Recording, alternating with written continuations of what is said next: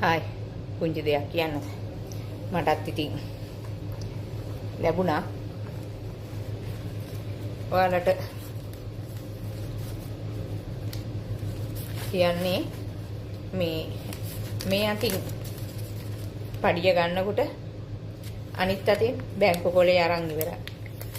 මේ අතින් සල්ලි ටික ගන්නකොට අනිත් අතින් දුවන්නේ ගෙදරට සල්ලි ටික දාන්න. ඒ තමයි අම්මා.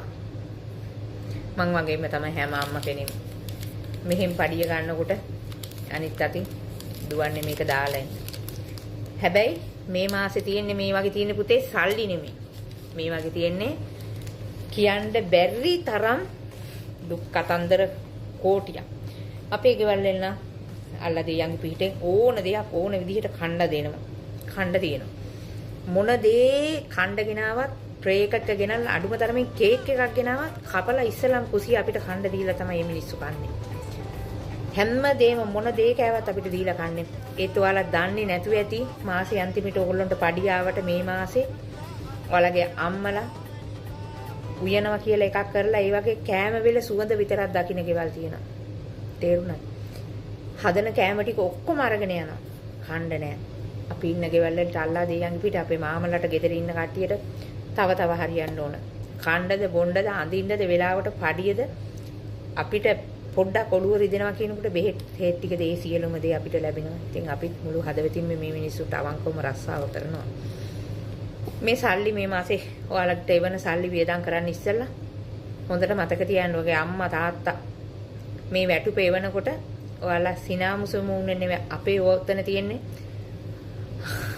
කියන්න බැරි තරම් නිදි මරපු දවස් බඩගින්න හිටපු දවස් බැනුම් ඇහුව දවස් නොවිදිනා දුක්ඛිතම කට්ටක් කාපු දවසක් මාසයක් තමයි මේ ඔයාලට අත දිගෑරලා එව්වට මේකයි ඇත්ත කතන්දරේ මේක.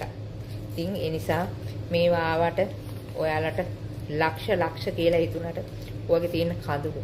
ඔය වියදම් කරන්න ඉස්සලා ගොඩක් කල්පනාවෙන් ලක්කාවින්න ඔයාලා වියදම් කරන විශේෂයෙන් මගේ මහත්තයා නම් මගේ පඩියෙන් රුපියලක්වත් ගන්නෑ. මං වාහන වෙඩ ෆිනෑන්ස් ගෙවනවා ඉනා.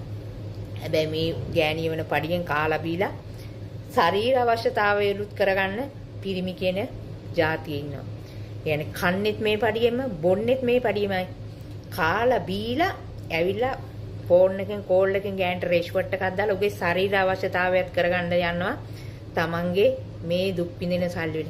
එහෙම කරන්න එපා බං. උඹලට යන්න වෙනමම අපායම වෙනවා. මම යන්න මොකද මමත් ඉක්මනට යන්න ඕනේ බැංකුවට යන්න. සල්ලි දාන්න ඉස්සෙල්ලා ඩ්‍රයිවර් දැම්මේ. දැන් දාන්න බැරිලු. දැන් අපිම යන්න ඕනේ. නම් මම ගියා.